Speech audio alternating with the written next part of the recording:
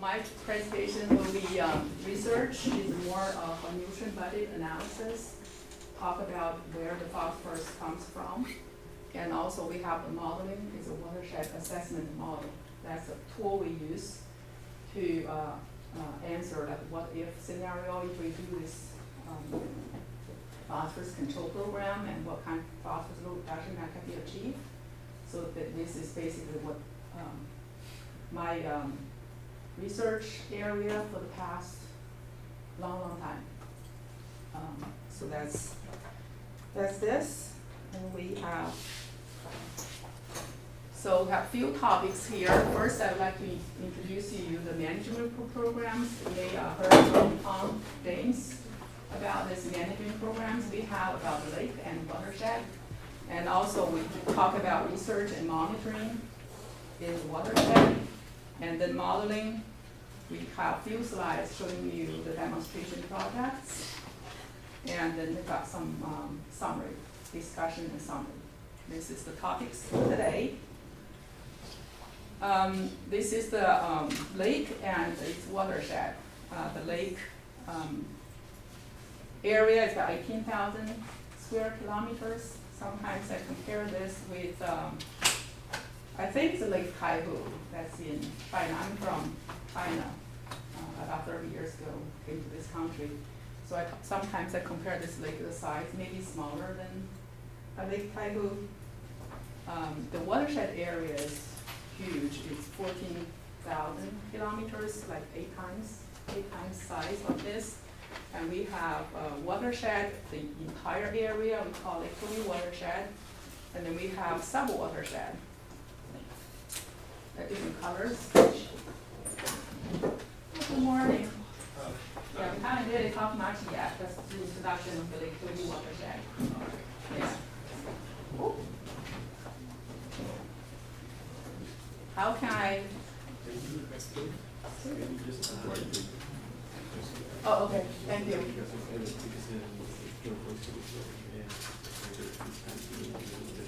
Oh, there's here? Yeah. Here? Oh, okay.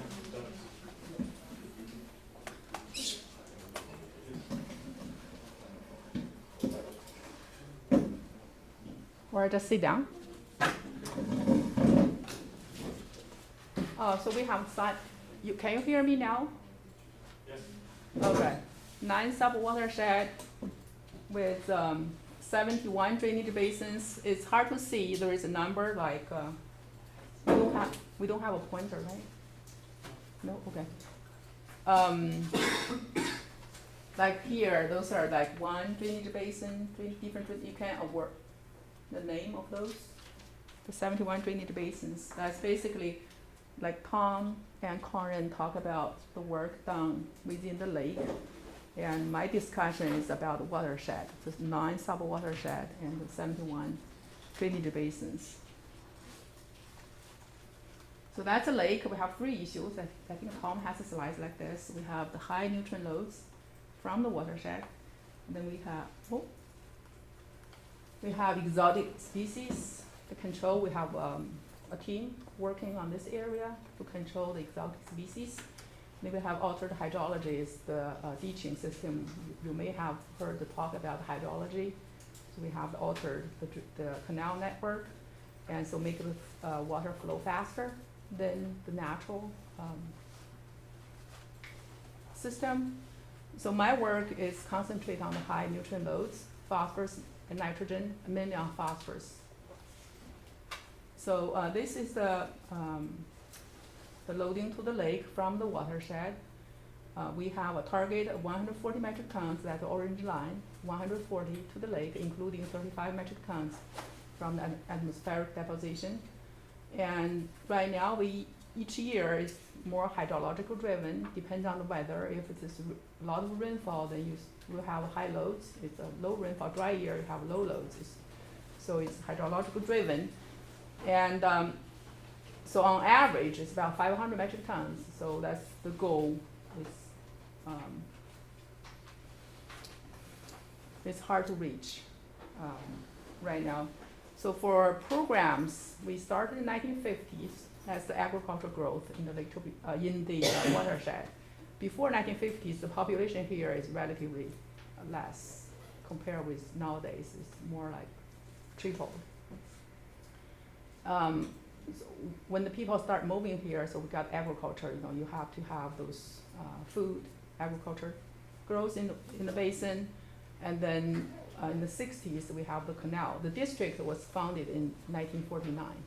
District. So we got watershed drainage, agriculture development. In the 70s, there is start have phosphorus loading higher than before because of the fertilization usage in the basin. So we have this environmental awareness and research started in the 70s. And 80s, we have different programs called Rural Clean Waters Program. The BMPs means Best Management Practice. Everyone knows this, right, the BMPs? Okay, that's the program. And then we have 1987, we have the dairy rules. Basically, if you have a dairy farm, you have to have a series of BMPs. You have to control the dairy cows in a confined area and collect all the manures and use the manures in a specific area, and use much less fertilizer for the outer pastures. You can use the collected manure and apply that to the outer pastures instead of fertilization. Basically, you have a set of things to do to manage the dairy. And some of the dairies cannot control phosphorus that well. We offer the buyout. Basically, we can buy the dairy and put into a lower production or change it to a different land use. So there's a dairy buyout program, 89. And then we have the Surface Water Improvement Management Plan. That's a SWIM, we call SWIM, the Surface Water Improvement and Management Plan program, and Work District Regulatory Programs. Basically, those are the programs that control phosphorus. That's all happened in 1989. So in 98, have different programs. In 99, that's the SERP. Maybe you heard this Comprehensive Everglades Restoration Program. That's SERP. Lake Toby Watershed Project that started in 1999. And then 2000, we have the Protection Program legislature. That's the Lake Toby Protection Program. That's a program our research is under the umbrella of that. It's the 2000 Protection Program legislature, and in 2007, we called Northern Everglades. Basically, besides Lake Toby watershed, we expand area to the coastal, the two river watershed. In the afternoon, you will have hear the presentation about the coastal research and their work in the coastal research, and Lake Okeechobee is all under the Northern Everglades legislature. So basically, our work right now is started 2000, the protection program of Lake Okeechobee, and now it's called the 2007 the Northern Everglades. So this is how the program works, and on the very top is the Northern Everglades and Estuary Protection Programs, and my work is on this side. It's Lake Okeechobee Protection Program, and in the afternoon you will hear more about the Caloosahatchee and St. Lucie River watershed protection programs. We document our work in a different chapter. Each year we write South Florida Environmental Report, in short SFER, and I do chapter 8. That's about Lake Okeechobee. If anyone is interested in seeing our work in the summarized format, you can go to sfwmd.gov/SFER. Then you can look at different chapters. In our chapter, Lake Okeechobee is chapter 8, and the river, the Caloosahatchee St. Lucie River, is on chapter 10. It's basically summarize our annual work. We do this every year. So our work is a Lake Okeechobee Protection Plan, and my work is more in this research and monitoring. That's the presentation about, but I do show you a few slides on phosphorus control project and construction project overall, but it's mainly concentrate on research, monitoring, and watershed. And you hear the talk about Yin Lake. That's from Tom and Karen. So that's the overall. Again, those are the 7 elements. So each year we do a protection plan annual report, that's a chapter 8. And we report construction project conducted, we report source control program, we report research and monitoring. That's today's presentation. We also talk about internal phosphorus management program and exotic species control and regulatory permit. Those are the 7 elements. If you read chapter 8, that's the elements. Again, today for research and monitoring, I will talk about nutrient budget tool. So that's a tool developed specifically for the Lake Toby watershed. Basically, you are trying to identify hotspots where the phosphorus comes from. So that's a nutrient budget tool. And the next is the watershed assessment model, WAM. So those are the 2 things I'm going to talk about to you today. And then a few slides showing the projects. Again, this is the land use map for the Lake Toby watershed. Basically, it's improved pastures all over the place. If you see on the north, it's all improved pastures. The orange, that's a citrus. The lower part, the south part is sugar canes. It's all about sugar canes. That's the lower part. And you see few dairies, the dark brown dairy, and also there's urban. And the Kissimmee area, that's the Disney World, Orlando area, that's the urban, that's on the very top. So basically this watershed is north, like Kissimmee area, and up to the south of the lake, that's the Everglades, the sugar canes. So in the entire watershed is more agriculture land. So it's basically improved pasture for beef cows, or dairy farm for dairies, and the citrus for all kind of the orange and other groves, and sugarcane farms. So that's the main agriculture land use in the basin. Oh, here, I should click on this. The natural area, that's all the natural area is all water, and the green, those are the natural areas, about 40%, improved pasture 20%, so sugar canes in the lower part, 12%. Then we have urban, is on the top, or scattered all over the place, 8%, got citrus is 6%. So this is the land use. So this is the tool, this is the first, the tools. We have been working on this for about 20 years, and the late version is the 2009 version. We started this project, I think it's more than 20 years ago, and we just keep updating every few years. So the latest version is 2009. So this is, again, here it's land use. The purpose of the project is trying to develop a nutrient budget tool to see phosphorus import, export. So phosphorus import to the watershed and export from the watershed. That's the purpose. And how we do that, we use the mass balance approach. Basically, it's the counting in and out and subtract, and the difference is the storage. Storage stored in the soil. That's the components here. The imports include fertilization, feed for the dairy cows, and other things. And export is the sale of the cow, or you harvest the citrus. There is also phosphorus loads and runoff and loads to the lake that's simulated by the watershed assessment model. I will talk about that model later, but right now, just let you know that the surface runoff loads and phosphorus load to the lake, that's simulated using the WAM model. And so here I give you graphic, easy to understand.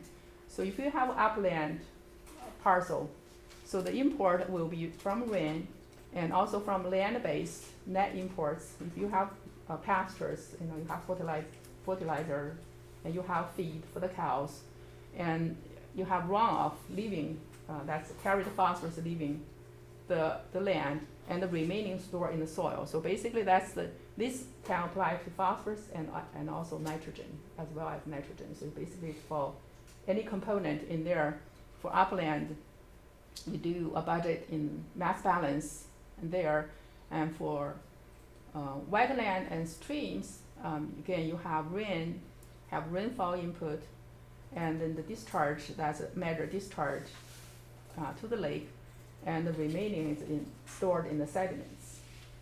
And the lake is a receiver for phosphorus. So this is give you the picture.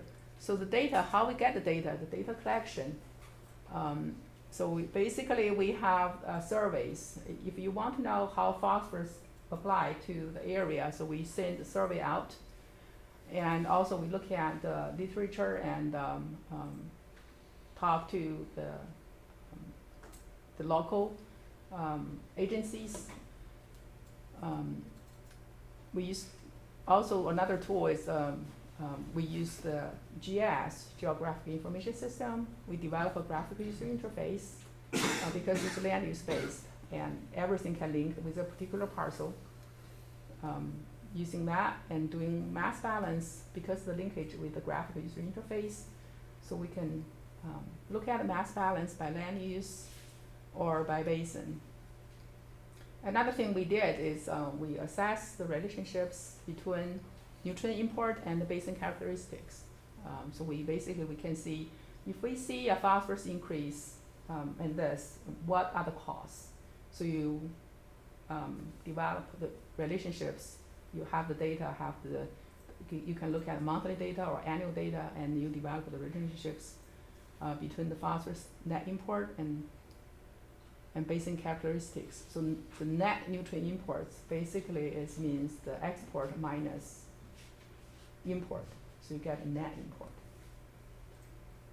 So that's the study region. Is still the 9 sub-watershed, but we merged a few, like northern Lake Chobe, into one. So still Upper Kissimmee, that's in the very, very top. That's one region. We have Lake Estopoka, that's here. We got North Lake Chobe, that's the third region. Basically the Northern Lake Chobe including like 3 sub-watershed. Four sub-watershed.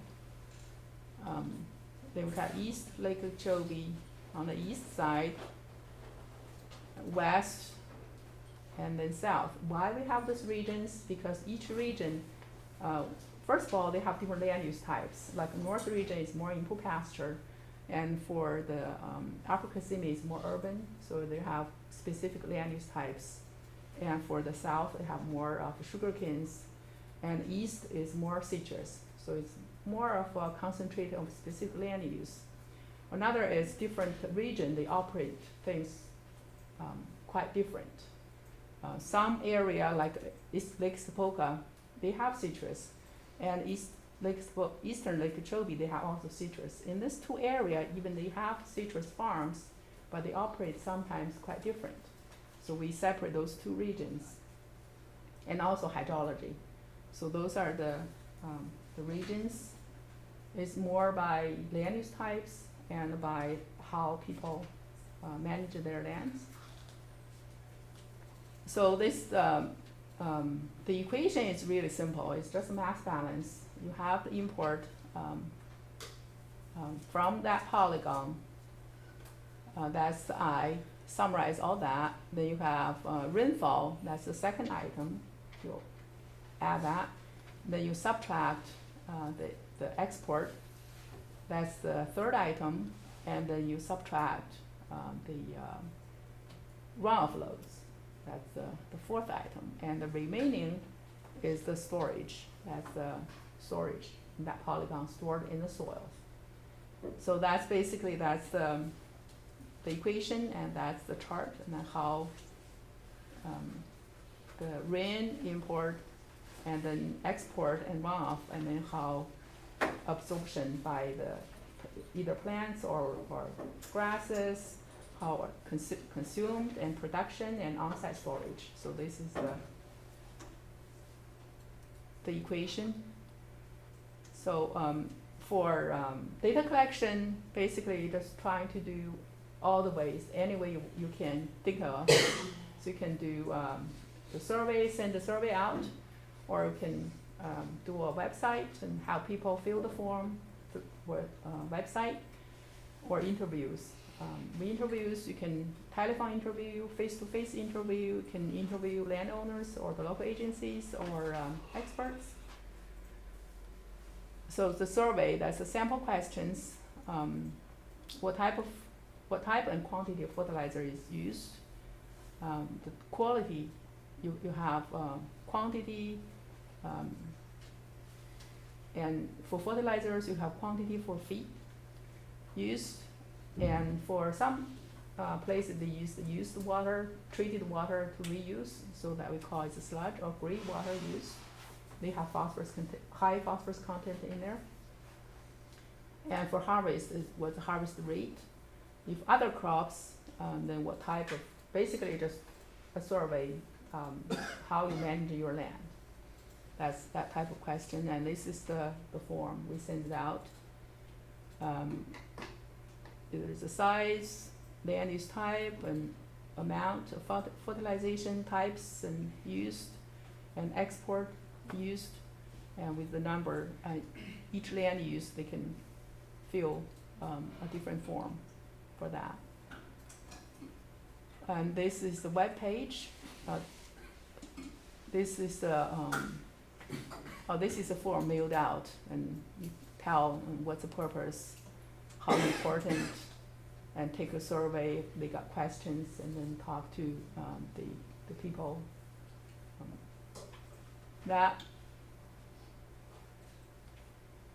So this is the, let me see. This is the website. We have lonutrientbudget.com.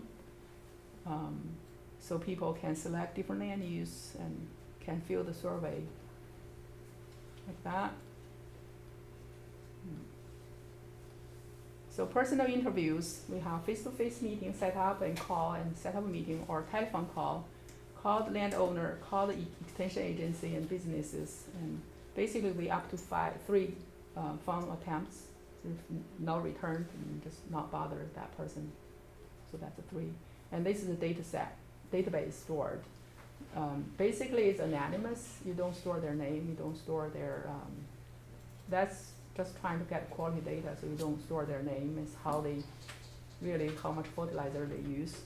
So it's anonymous. Basically we have the survey form, you have a location like close to which stream, in which basin got land use types, but you don't store their names in there.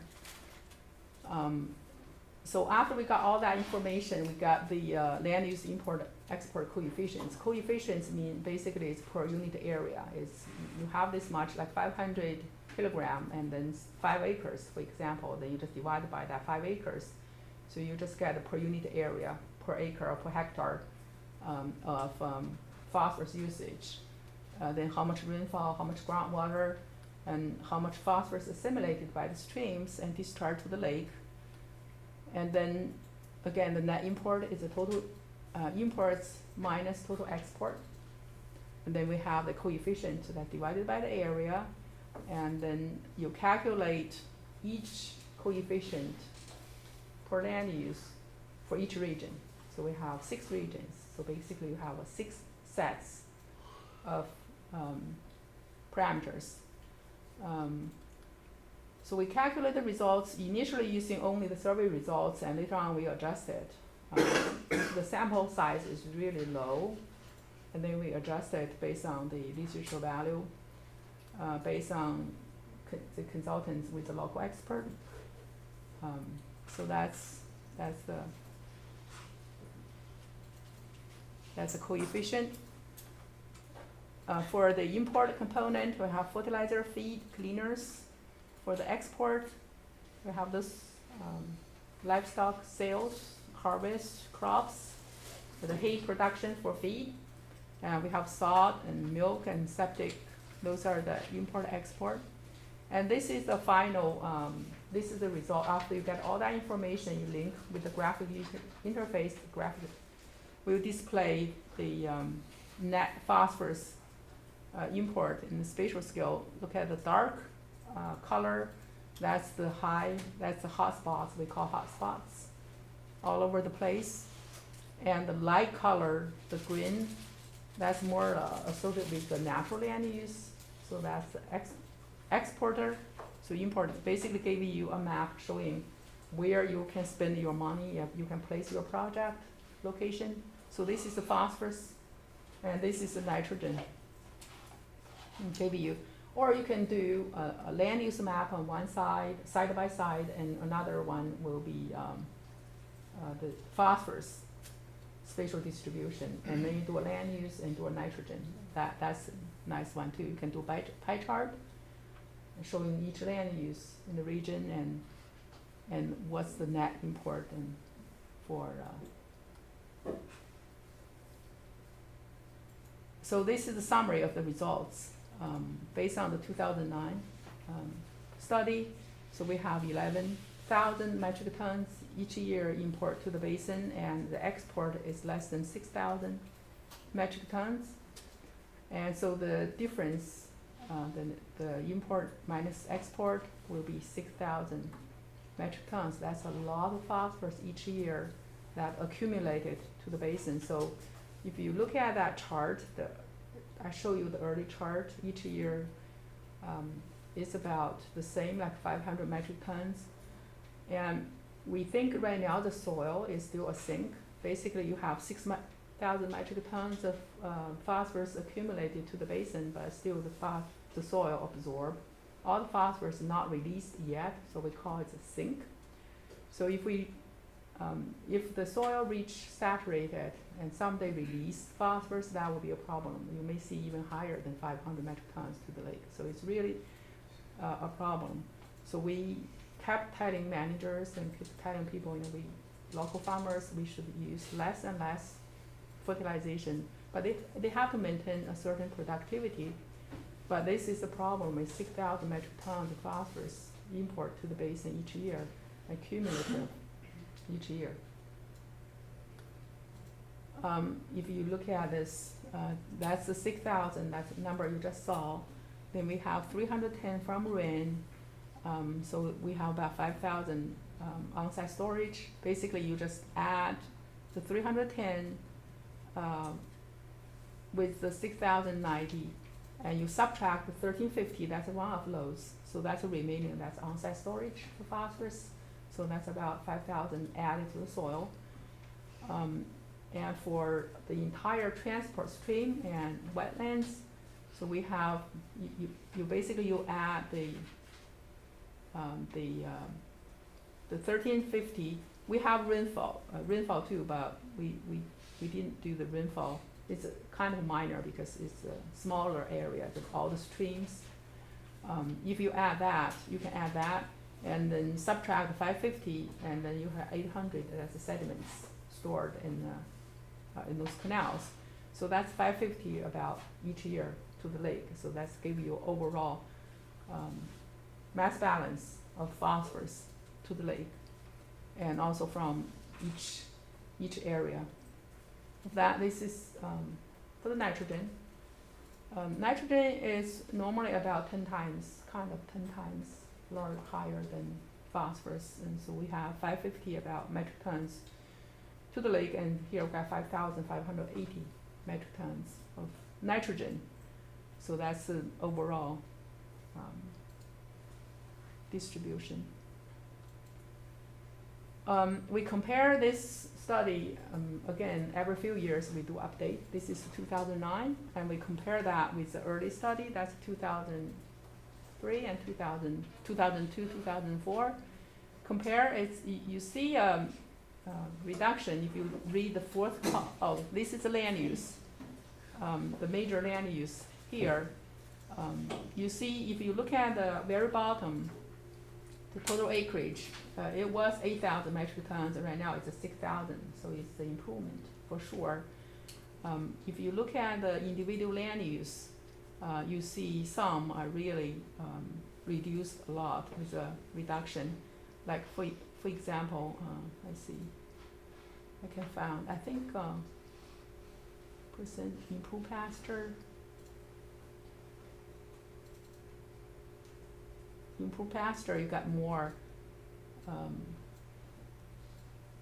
And raw crop is got significantly less. If you just compare the column, the net import column, sugarcane got significantly less.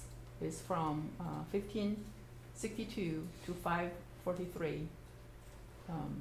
So urban got less, got from 2288 to 1783. So just compare on this. You see some land use get significantly reduced, and some are about the same, and some are more.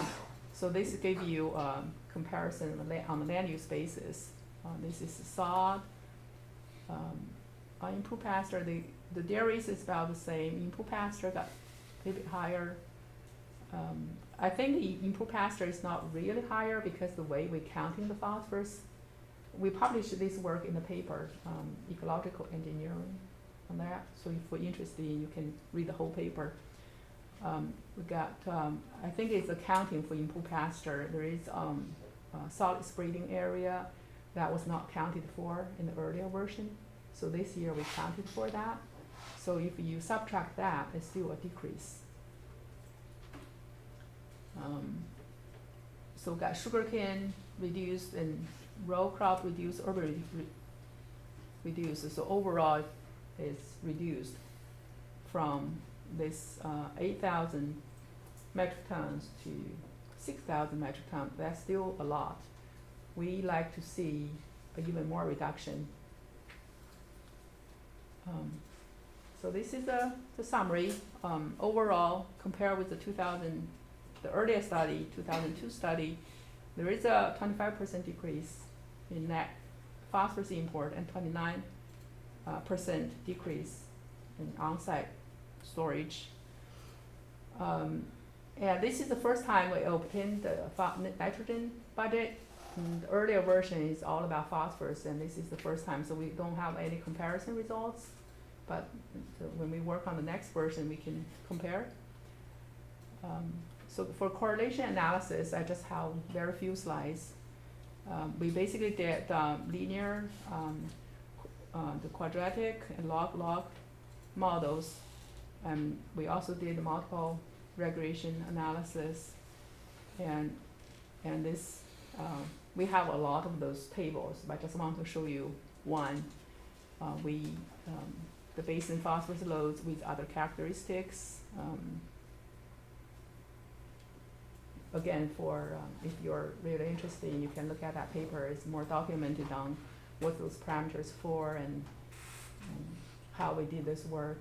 You can look at this, and it's just a chart showing. This is the interesting part, the graphical user interface. It's all written by C# language, including the results of the current analysis, and we can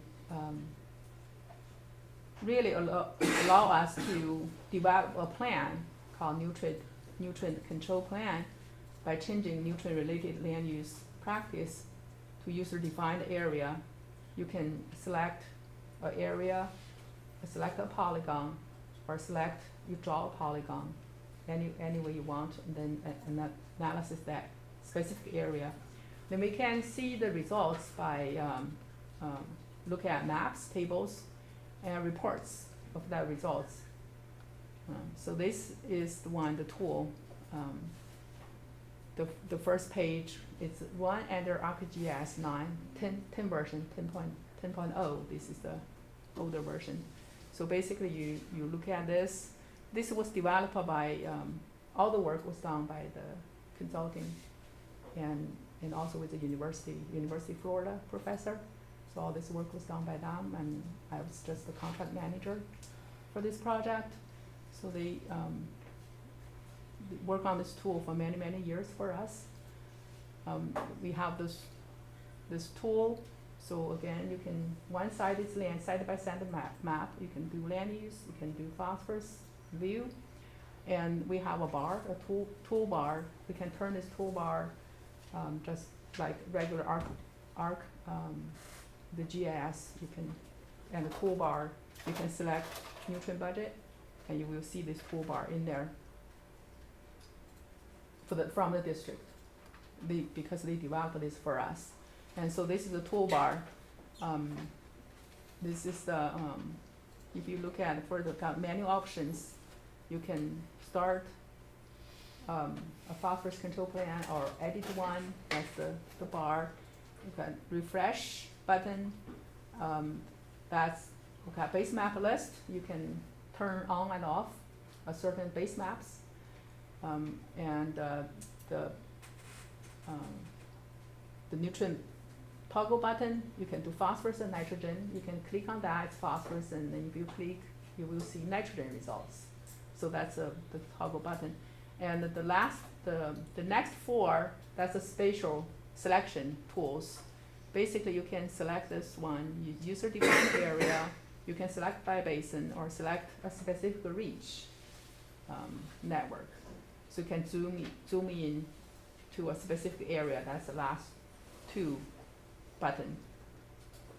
So that's the menu. That's the first button here. When you start a plan, you can do a new, open, or delete existing plan. You can select the area of interest. Then you can do the report. You can do a report. You can do a table. You can do a chart. So that's the last one is help. If you have anything that you want to know what is this, you can just click the help button. They give you a serious help. So this is a very unique feature to select a reach. If you select a reach, you see that highlighted yellow border. If you select a reach, they will select drainage area. That's the area to that reach. Then they generate a table. Tell you the reach number is 472. That's the reach number. And the total drainage area, that's the yellow area, that's 12,000 hectares. And the total phosphorus import is 315,000. And total export is 120,000 kilogram. And then the difference is the net phosphorus import is about 200,000 kilogram. And the rainfall input is about 2,000. And then you got discharge at the source. That's generated by the WAM model. And then you have the on-site storage. Just use that equation, get that on-site storage. And then you also get the discharge and the outlet. That's after assimilation. That's again use WAM to simulate. And then you use that equation. You get the upstream storage. It's all mass balance. This is all the. Then we got the last one is model the flow at outlet. It's in cubic meter.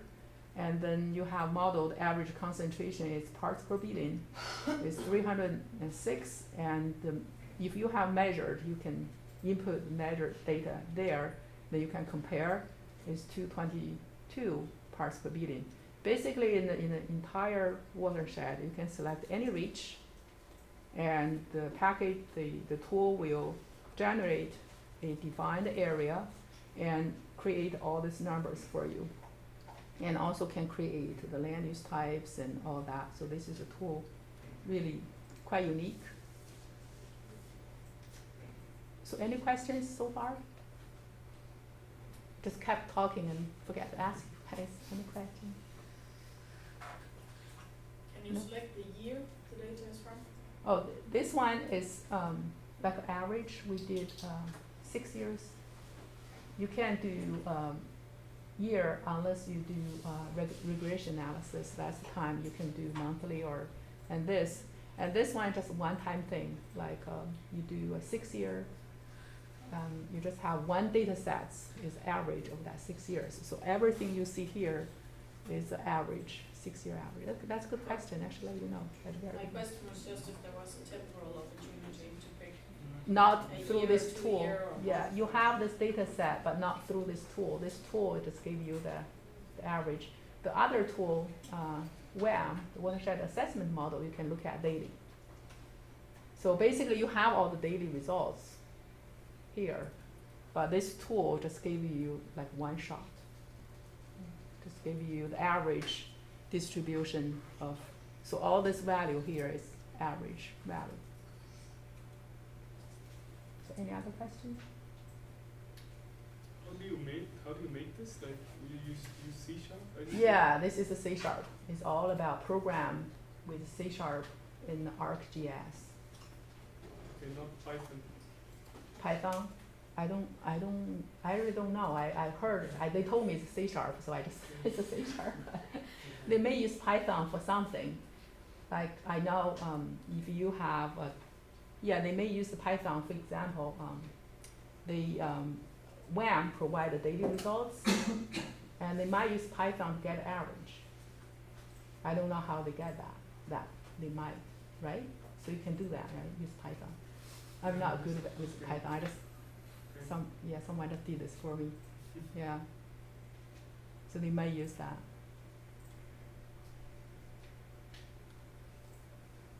So this is the report. They gave you the table, the phosphorus in metric tons for each sub-watershed. Again, we've got 6 regions, but you can get the results by sub-watershed. And then give you pie chart and also a map down. So on that map, you can select its phosphorus map or land use map. So this is one of the report. Okay, that's basically that's about the nutrient budget. So next one will be watershed assessment model.